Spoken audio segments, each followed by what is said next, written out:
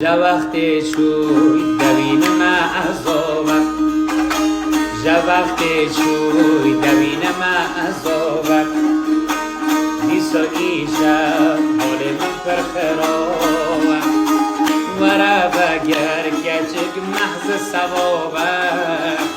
ورا بگر دل جدود کبابم ورا بگر مصبر ایوب تونم ورا بگر مچوب یعقوب تونم ناتی ده گچک بیدین و ایمان تونم